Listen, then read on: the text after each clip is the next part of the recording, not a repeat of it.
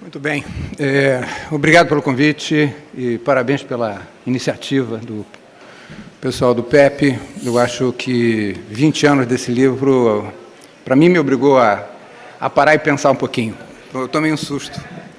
E também foi interessante eu parei para olhar o texto meu que está nesse livro e comecei a perceber como é que ele, na verdade, marcou uma mudança. Não na forma como eu vinha percebendo o interesse nas coisas, mas no foco, né? Se vocês olharem e tiverem a paciência de olhar o texto que está aí, que é um texto sobre o ajuste japonês nos anos 80 e 90, a valorização do ien, né? Houve duas grandes valorizações do ien, uma durante os anos 70, em que os japoneses saíram brilhantemente, e outra nos anos 80, que desembocou no que está aí, na grande recessão japonesa, que dura 20, 25, 30 anos. E que ninguém, nesse momento que a gente estava escrevendo, não tinha a menor ideia das implicações de longo prazo, né? Eu tinha entrado nessa praia nos anos 80, quando eu estava fazendo mestrado, e a Conceição me instigou a estudar o Japão como tese de mestrado, um pouco na preocupação do seguinte: como é que um país rival pode responder ao poder americano? No fundo, a pergunta era tão simples quanto essa. Então, tipo Conceição, né? Como é que alguém pode e tal? E aí o caso japonês era, talvez, o grande caso para se usar, tá certo? 3 ilhotas de nada, metidas lá no fim do Pacífico, tinham levado 2 bombas atômicas, 200 mil pessoas morreram de queimadura em Tóquio durante os bombardeios de Napalm na Segunda Guerra, 6 milhões repatriados, não tinham comida. Como é que esses caras, em 20 anos, se tornaram a segunda potência do mundo capitalista? Ainda tinha Guerra Fria ali no final dos anos 60, né? E era alguma coisa para você olhar e dizer: esses caras são... vale a pena estudar, né? E aí, obviamente, o mundo era diferente, os americanos eram diferentes, o poder militar era diferente, né? Os japoneses não tinham nenhuma capacidade militar, os Estados Unidos estavam assim, para Tóquio, como Niterói, tá? Do outro lado da Bahia tem uma base militar monumental, só para lembrar eles quem é que manda, quem é que ocupou, quem é que fez aquilo tudo. Tinham feito reformas sociais interessantíssimas, para quem gosta disso, ali depois da guerra. E os japoneses olharam aquilo e brilhantemente conseguiram surfar. A ideia de que eles foram inventados pelos americanos não é uma bobagem. Os americanos toleraram, e toleraram por causa do perigo comunista de 49. Até 49, os japoneses eram inimigo para ficar morrendo de fome, mendigando. Em 49, os japoneses e os alemães se tornam aliados estratégicos num mundo que tinha que estar organizado para enfrentar a luta que aí era com os soviéticos. Muito bem, os japoneses surfaram isso brilhantemente, usaram tudo que vocês puderem imaginar. Usaram os bancos, usaram o Banco Central, usaram a capacidade fiscal, controlaram a importação, controlaram a entrada de capital, não permitiram entrar capital estrangeiro e tecnologia, tudo que vocês quiseram, eles fizeram, num Estado que não era socialista. Tá bom. Isso significava ter alguma coisa, já que citou o Lessa aqui, isso era um projeto nacional, correto? O resto é caricatura próximo do que os japoneses tinham conseguido fazer. Em 68, ele se torna a segunda potência do mundo capitalista. Tem uma famosa capa, eu adoro capas do Economist, sabe assim? Gosto muito também dela do Brasil ia, e depois, o Christian Deitoria voltava, eles têm uma capa brilhante mostrando as 2 ilhas, a ilha decadente, que era a Inglaterra, e a ilha japonesa, etc. Então, minha tese de mestrado é uma saga, se vocês quiserem, está lá. E a ideia de como é que você pega uma máquina capitalista e bota ela para trabalhar numa determinada foco, certo? Tinham 2 coisas muito importantes no sistema de Bretton Woods que desapareceram, que era o fato de você poder controlar câmbio e juros. Né? E o câmbio está ali, você pode brincar, os juros também, e eu fecho a conta de capital. Então tá bom. Aí é uma brincadeira, e os americanos toleravam isso. E ajudaram, quer dizer, meteram compras de guerra lá, deram uma forcinha para eles venderem texto barato. Tem uma ajudinha, não muito mais do que isso não, os japoneses estão. Nos anos 70, a brincadeira muda, e aí já é um pouco que está refletido nesse texto. Por quê? Porque o problema não era mais... Os anos 70, na hora que o dólar começa a subir, ou como você gosta, o resto começa a ir para lá e para cá, os japoneses saíram muito bem de novo, né? Eles fizeram aquela famosa sopa de letras, para quem gosta, Kanban, Just in Time, aquelas coisas de organização industrial, para quem gosta da literatura. fizeram um ajuste industrial cavalar, mandaram para o Brasil o alumínio, fizeram e passaram brilhantemente sobre os... Inventaram o carro que não quebra e não bebe. Isso, botaram um carro de qualidade, né? E aí eram essas modas todas ali que o Melim gosta também, de qualidade industrial, vai para lá, vai para cá. Eu, tive uma época na minha vida, eu fui estudar isso aí, o que era, etc. e tal. Muito bem. Nos anos 80, quando os americanos sobem a taxa de juros, os japoneses olham aquilo e dizem assim, oba, dá licença, o dólar vai valorizar, agora a gente vai tirar o pé da lama. E em 5 anos, se tornam os credores do mundo. Os americanos, que eram os credores, para quem gosta dessa coisa, você que gosta dos credores, o ouro, a coisa toda. Em 84, 85, os japoneses eram os credores do mundo, eram eram os bancadores dos Estados Unidos. E aí, na visão antiga, o desafio japonês, os caras que vão... E os japoneses aí, um pouco depois, na hora que o câmbio volta, eles aí começam a comprar tudo. Campo de futebol, campo compram o Rockefeller Center, compram o John Wayne, e aquela americanada toda começa a dizer o perigo amarelo voltou, etc., não são mais os comunistas. E aí, Hollywood também, essa história aqui que já foi contada. Quando eu estou escrevendo esse texto, que, na verdade, ele é um resumo da minha tese de doutorado, vocês vão ver, e aí foi uma coisa que me tocou, o final é super otimista. Eu acho assim, olha, a situação mudou, agora os japoneses não estão mais só sobrevivendo e entrando no mundo, os japoneses agora estão enfrentando o dono da bola, tá certo? O cara está dizendo, me dá minha bola, dizendo, não, eu jogo, etc. e tal.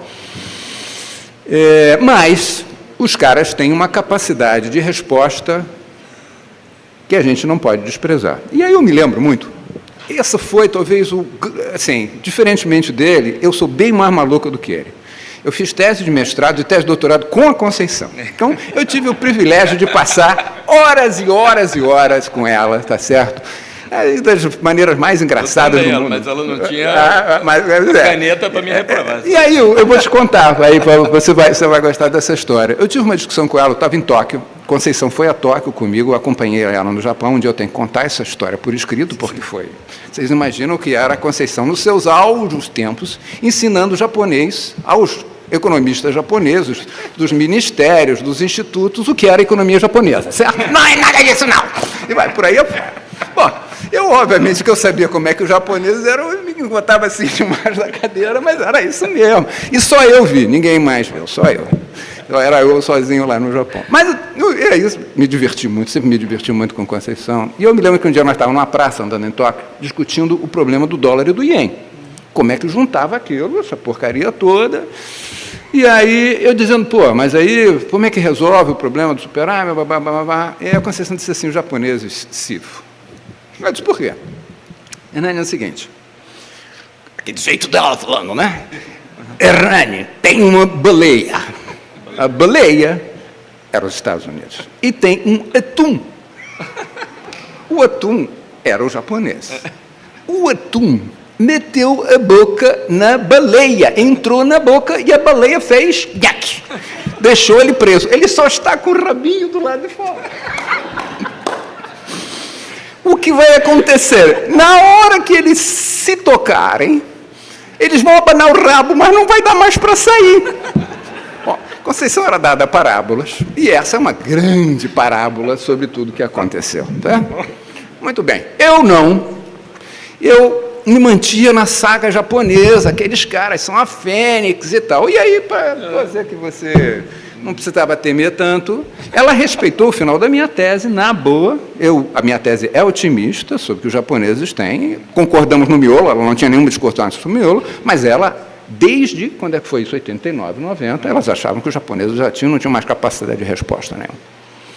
Esse texto ainda reflete isso, ele vai um pouco mais além, eu já estava chegando perto da crise bancária, a gente sabe disso, mas que isso era uma longa recessão com deflação, isso é um fenômeno que só ficou evidente depois de 95 e depois dos anos 2000, que aquilo já era um primeiro grande sinal da mudança do sistema, que a economia global tinha esse lado de deixar essa estrutura.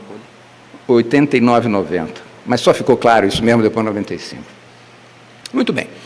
Isso aí, para mim, portanto, marca não diria um desencanto, mas um momento de dizer o seguinte: rapaz, que bicho é esse que está aí? Que pega um bicho grande, né, que tem uma capacidade de resposta nacional histórica e faz assim, ó, pluf, pluf, pluf, pluf, pá, certo? E não acontece nada com ele. Ele não deu um tiro de canhão, precisou nada, ele simplesmente pegou a taxa de juros, subiu, baixou, usou o mercado, e esses japoneses que tentaram, quando a taxa de juros sobe, quando o câmbio sobe no Japão, os japoneses baixam a taxa de juros, e isso dá um processo de bolha especulativa imobiliária de crédito cavalar. Para vocês terem uma ideia, quando eu estava morando em Tóquio, se vendesse o Palácio Imperial, que é mais ou menos uma área do tamanho desse campus aqui, você compra, em Tóquio, em Ginza, Ginza é um bairro nobre, etc., você comprava os Estados Unidos inteiro, em termos de valor. Se você pegasse a Bolsa de Valores em Tóquio, ou seja, o valor das ações listadas na Bolsa de Valores de Tóquio, naquela data, você comprava todas as ações do resto do mundo. Então, o impacto que os americanos conseguiam fazer em termos de disfuncionalidade do sistema, de arrebentar o cara por dentro, era simplesmente cavalar. Não era uma bomba atômica, era algo muito maior. Isso é que eu quero chamar a atenção a vocês. A despeito disso, isso só foi ficando claro, os japoneses tentaram ainda um pouco e depois catapultaram. E é o seguinte, os chineses que olhem bastante onde estão sentados, eles têm partido comunista, legal, eles são os donos da terra, legal, eles têm controle do câmbio, legal. Mas o buraco é lá embaixo, do meu ponto de vista, e a experiência japonesa mostra muito bem. Bom, pouco tempo depois, eu, por razões profissionais, eu fui funcionário do BNDES 35 anos, eu saí do banco e fui trabalhar na Agência Nacional de Petróleo, então recém-formado. E passei 4 anos trabalhando com petróleo. E achei interessantíssimo, quer dizer, para quem gosta de trabalhar com dinheiro, eu sou mais do lado do dinheiro do que do lado do poder, aqui do poder é dinheiro, tá certo? Minha carreira era mais de bancário. E aí eu comecei a olhar, eram empresas enormes, centenárias, num mercado que está aí e que começa com a guerra. Tá? Para quem sabe a história do petróleo, sabe que aquilo ali começa para valer em 1914, o Roosevelt conversa com o rei da Arábia Saudita em 45 e geopolítica, é um mercado organizado com geopolítica, né? Não é tomate, não dá para pegar uma cenoura de economia e meter ali, você está brincando, certo? É um mercado organizadíssimo, com o Banco Central, o diabo, ele chegou a falar um pouquinho, aí eu olhei aquilo, passei 4 anos vendo as empresas virem para cá, Petrobras para lá, olhar aquela coisa toda, etc. e tal, e olhei e disse, rapaz, olha que coisa interessante. Esse cara já tinha escrito o livro dele, o flexível e tal, e eu disse assim, a mudança do dólar flexível para o dólar fixo para o flexível, rebateu não só sobre os países, mas sobre os mercados. O mercado do petróleo mudou completamente. A organização do mercado, a formação de preço é outra. Nós estamos trabalhando com algo que tem uma dimensão muito maior. Poder estrutural, que depois foi um conceito cunhado pela Susan Strange, apesar de, do meu ponto de vista, pouco desenvolvido pela literatura, é isso, é o que ele botou ali na pedra. The dollar is our currency and your problem. Né? Vocês poderiam traduzir em inglês, fuck you, no fundo é isso, tá certo? Eu mando, vocês obedecem, não torna meu saco, certo? E é isso, os americanos não vieram a passeio, certo? Tem uma tese muito interessante também, ele citou 2 teses, citou a tese da Carol, mas eu queria citar também a tese que foi feita pelo menino aqui no PEP recentemente, do Felipe, que discute 1971. E o que ele mostra? Os americanos estavam a fim de se livrar daquilo para ter espaço para mandar no mundo, e como é que ele pegava as tropas dele, botavam para lá, eu não vou ter limite financeiro por causa de terceiro sobre o meu poder. E, portanto, nós estamos discutindo alguma coisa que tem que ver com o poder americano de novo. Desse ponto de vista, tudo que foi dito, e a Conceição também, o ensaio dela ali foi visionário. Certo? Muito bem, saí dali, e, obviamente, aí publiquei, está no Poder Americano, um texto sobre isso, mas eu estou dizendo, a preocupação, eu estou dizendo, tem um bicho grande e tal. Eu voltei para o banco, saí da ANP, voltei para o banco, passei dois anos da minha vida toreando o Odebrecht e outras empresas lá dentro daquela casa. Não tenho nada a ver com Lava Jato, estou limpinho, não tem problema, mas eu estou dizendo, a barra era pesada, eu parei disso. 2 anos depois eu voltei e virei economista-chefe do BNDES e acompanhei isso durante a crise de 2008. Olhei a crise de 2008 E aí o Coutinho, Luciano Coutinho, era o presidente do banco, olhou para mim e disse: Hernani, dá uma olhada nesse negócio aí do subprime, 2007. Aí eu, porra, imagina, né? Bem bom do BNDES, grana no bolso, tudo que vocês quiserem de informática, algo que universitário, pelo amor de Deus, me dá aqui, manda eu estudar. Nem poder, nem dinheiro. Aí, quando chegou a crise de 2008, nós sabíamos exatamente o que estava acontecendo, sabíamos a crise do subprime exatamente o que era, tá certo, por onde vinha, tínhamos acompanhado aquilo tudo, etc. e tal, papapá, não sei o quê. E eu tive a enorme chance de assistir a crise de camarote. Eu estava nos lobbies em Washington, eu representava o BNDES nos lobbies internacionais, fui visitar todas as 432 agências reguladoras americanas, e fui lá na Europa ver como é que são os caras, fui ver o Brasil todo, etc. e tal, olhei e disse: rapaz, que bicho é esse? Tinham duas coisas extremamente interessantes que a linha de pesquisa minha foi. Uma era o Brasil engatou. Certo? 2002, 2008, 2010, o crédito no Brasil dobra em termos de PIB. O crédito dos bancos vai de 27 para 50. A gente pode não perceber, mas foi uma revolução financeira absurda, certo? Foi o mercado de crédito que mais cresceu no mundo, e isso está ligado ao que aconteceu na Bolsa de Valores, o dinheiro entrou, mas também ao fato de que o real virou uma moeda, tá certo? Os caras vieram comprar real, nós temos que pagar uma taxa de juros enorme para eles manterem o dinheirinho deles aqui, isso é uma outra história. Mas é o seguinte, nós engatamos, entrou liquidez, eu vou dar um exemplo para vocês. A Petrobras investiu em 2002, 2003, 4 bilhões de dólares ano. Há 3 anos atrás, a Petrobras investia 42 bilhões de dólares ano. Quando vocês veem as somas da Lava Jato, elas são muito maiores do que tudo que aconteceu 10 anos antes. O sistema não era diferente, é simplesmente que as somas se tornaram absurdamente elevadas. Isso tudo é o fato que o Brasil... E isso a globalização faz, ela entra e articula todo mundo. Certo? Todo mundo entra. Se você for rico, você ficou rico pra cacete, correto, gente? E vai por aí afora. Quem estava em imobiliário, quem vendeu coisas, os ativos foram todos para o espaço, certo? Rico ficou rico. Ficou rico internacional. E a partir de 2005, legalmente pode mandar tudo para fora. Você parte agora da classe rica global. Não importa o seu passaporte. Certo? Muito bem. E aí, o que aconteceu no Brasil, o que aconteceu no mercado, o que nós estamos vendo, como é que vai, BNDES, para onde vai para cá, vai para lá e por onde vai, certo?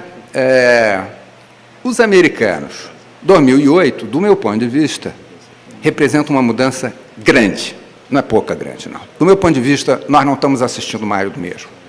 Nós estamos vivendo um período em que a gente não percebe ainda o tamanho das consequências financeiras do que a gente está atravessando, porque está todo mundo amortecido, tomando anestesia ou cheirando carreiras de pó. Pouco vocês podem escolher o anestésico que vocês querem. Mas é a seguinte, fileiras enormes, tá certo? Por quê? Porque com taxa de juros zero, o sistema está todo amortecido. O que há é o seguinte, quem perdeu dinheiro, ou seja, os ricos ficaram extremamente ricos de novo, certo? Aqui e lá fora. A Bolsa de Valores está estourando aqui, está todo mundo em all-time high.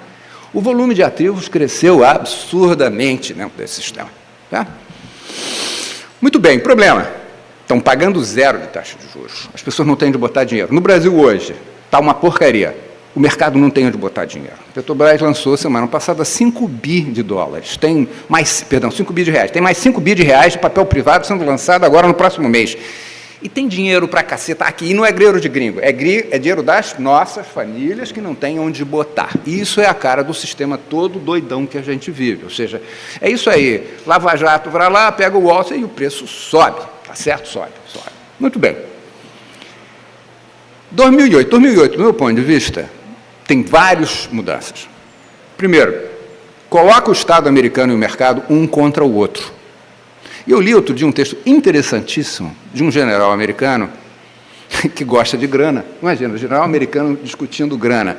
E ele dizendo o seguinte, historicamente as guerras foram financiadas com dívida pública, pelo menos desde que os ingleses inventaram isso, os holandeses em 1600 e pouco. Maravilha. E aí é o seguinte, eu tenho que fazer muita dívida pública em pouco tempo para financiar uma guerra. Certo? E aí as histórias todas são essas. O problema é o seguinte, esses filhos da mãe, dos banqueiros, tomaram o espaço fiscal nosso. Se a gente vier fazer uma guerra, como é que faz? Essa é a pergunta do general americano que está aí. Isso, obviamente, é um dos sinais do que foi. Quer dizer, os caras tiveram que botar dinheiro fiscal para segurar os bancos, dinheiro fiscal para fazer aquilo. Né? Os bancos hoje mudaram o sistema expandiu, hoje as empresas estão tomando dinheiro zero para comprar ações, para segurar o preço das ações, para os caras receberem o bônus dele no final. É um sistema de uma enorme desfuncionalidade micro, mas de uma enorme funcionalidade macro, porque está se querendo. O último ponto que eu quero falar ainda do que está aí é o sistema desconectou. O que eu quero dizer com isso? Como é que eles enquadraram os japoneses, como é que eles enquadraram o petróleo, como é que eles enquadraram quem quer que quiser, como é que eles teriam enquadrado os chineses se tivessem? Por um sistema de arbitragem, ou seja, eu subi a taxa de juros nos Estados Unidos, os bancos americanos têm pouco dinheiro, começam a tomar, ou vice-versa, eu baixei a taxa de juros, o dinheiro entra e começa a entrar em todos os mercados, mudo todos os portfólios, eu vou impactando o preço do petróleo, vou impactando o preço do minério, vou impactando o preço das ações, e o sistema é todo ajuste. Os americanos podem fazer o déficit que quiserem, porque o resto do mundo ajusta. E ajusta como? Pelo mercado financeiro. Os Estados Unidos, hoje, se quiserem se financiar o que eles quiserem, financia nos Estados Unidos, o resto do mundo é obrigado a ajustar automaticamente o que eles querem. Quando eles se livram do ouro, eles conectam absolutamente todo mundo e a riqueza global a eles. Certo? Isso é um poder miserável. Poder miserável, do ponto de vista, em escala global que nunca houve. E tem mais. Ah, literatura que diz que o poder monetário, os ingleses eram nada. Os ingleses eram uma porcaria do ponto de vista de poder monetário. Eles não tinham nada. Qualquer coisa faltava ouro e o cara quebrava. O cara era simplesmente um sindicato que administrava a City. Não torra meu saco. Poder americano e poder monetário é outra coisa. Qual é o problema? O problema é o seguinte. Está retomando nos Estados Unidos, está retomando no Japão, está retomando na Europa, simultaneamente. Os chineses estão... O sistema está inflado do ponto de vista de ativos. Se esses caras tiverem que subir a taxa de juros, vai dar problema. Fora dos bancos, aí eu discordo de você.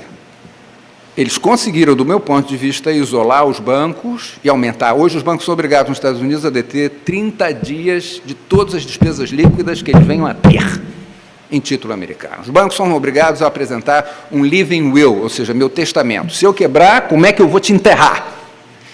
O grande problema de 2008 não foi que os preços dos ativos caíram. O preço de ativo caiu, ninguém está aí. O problema é seu que resolveu ganhar dinheiro. O problema foi que aquilo impactou os bancos e os bancos deles estavam se comportando como especuladores de alto nível. Eles especulavam 60 vezes. É isso. Eu boto o meu, alavanco 60 e se eu tiver problema, o Banco Central vai me... É isso que mudou substancialmente no que está aí. O que isso fez? Todo o sistema da globalização financeira de 70 para cá, que operou e articulou mercados, empresas, países, o que você quiser, que é um sistema de arbitragem conectado na baixa liquidez dos bancos, e com isso no mercado operando, está desconectado. Hoje, se você aumentar a taxa de juros, os bancos não estão nem aí, está sobra de dinheiro. E tem mais, não articula lá. Quando você pega os papéis, tem buracos. Eu trabalho aqui, depois eu não tenho, o preço está lá... Então, os bancos centrais estão tendo que mudar e estão tendo que virar bancos do sistema global. Isso já aconteceu em 2008, quando os americanos abrem, acho que o Merlin repetiu, abrem swaps e botam 30 bi no Brasil, ilimitado na Europa. Ou seja, os americanos se comportaram... Coreia, Singapura, México... Os americanos se comportaram como o Banco Central do mundo, como ele falou, e operaram como tal. Ou seja, na hora que deu creca, eu deixei o Banco do Brasil, o Banco Central do Brasil, emitir 30 bi de dólares. Eu deixei o Banco do Japão emitir 300 bi de dólares. Eu operei a minha moeda globalmente, completamente diferente do que os europeus fizeram. Hoje, nos Estados Unidos, do meu ponto de vista, não há mais condições políticas de fazer isso. Há uma enorme discussão nos Estados Unidos hoje, se eles não estão...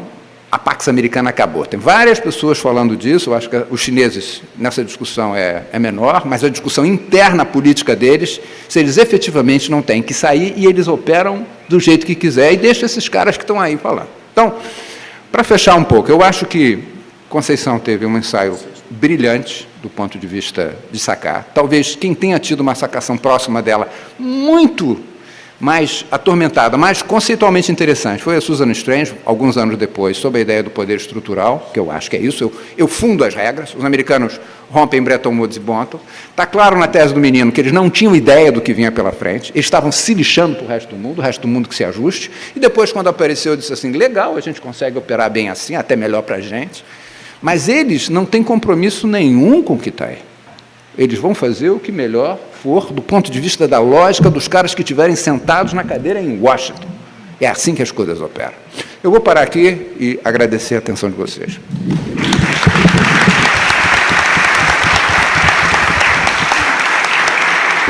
Obrigado, irmão.